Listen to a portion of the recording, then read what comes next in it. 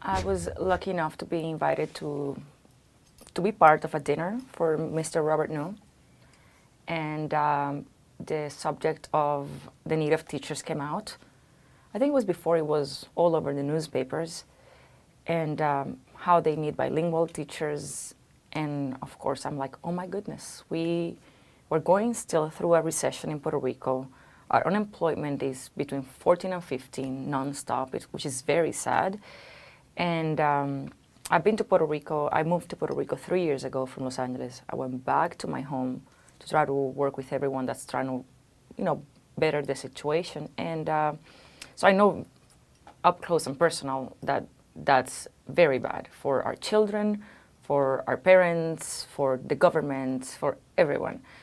And so when they say they need bilingual teachers, we have unemployed teachers, but nevertheless super qualified. We take very seriously education. I mean, I grew up in Puerto Rico, and I can tell you, our parents, it's a tradition. They're really strict and very, very supportive of all things education. And in my house, it was very much like that.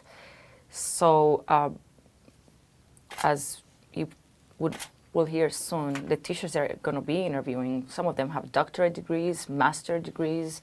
We like going to college. We like studying. We love that. Sadly, we finish college and there's nowhere to go. Unlike here, that you guys have 1% unemployment for college graduates.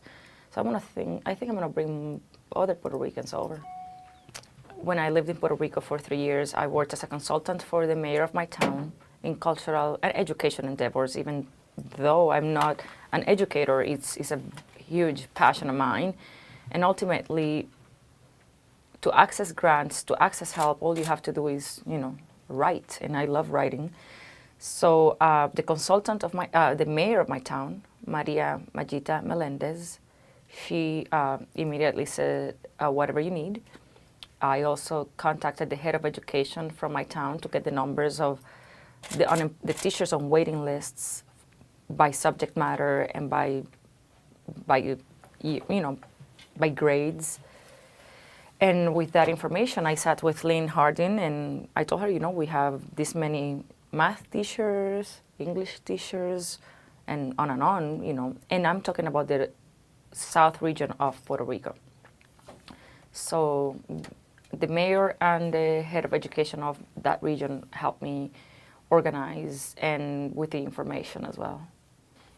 I wanted to be a university professor, so I was doing my master's in chemistry at the University of Puerto Rico, and I had already identified the professor I was going to work with at Berkeley University at the Lawrence National Laboratory. And but I was doing theater in school at that time, and I just thought it was just as intellectual, dignified as any other career. And I went to work at a national laboratory as an internship to experience that. I was a big fan of science, and I had that hardcore experience to work with awesome scientists. I did it, and then I went to study drama. I went to a conservatory in Mexico. I went to Los Angeles. I went to London, and I love it. What brought you to Oklahoma City? I did a film here a year ago. It's called Light from the Darkroom, directed by Lance McDaniels. And a little thing that happened was my first day on set, I felt I was in Puerto Rico. And it's eerie because if you think about it, I live here, Puerto Ricans are coming, and that movie was the bridge to bring me. And actually, we want to call this initiative the Bridge to Oklahoma. Oklahoma is a great city, Tim, you know that. I'm very lucky. And I know the people that come here is very lucky because you are all happy and in love with the city. My daughter is going to school here. And it's incredible seeing all the kids at the volleyball practice with Oklahoma shirts of some kind, Sooners, OSU, Thunder, Oklahoma. It's just a passion for the city and the happiness that you breathe and this sort of slow but happy-go-lucky pace. I just felt I was in Puerto Rico of the 80s, not the Puerto Rico of now. I love Puerto Rico, and there's a lot of great, happy people, but we are, not everyone has a job, and that's tough. But so now my boyfriend lives here, and I just came and I'm living here. I go to do my work in Puerto Rico, in Los Angeles, but this is home. Okay. Look.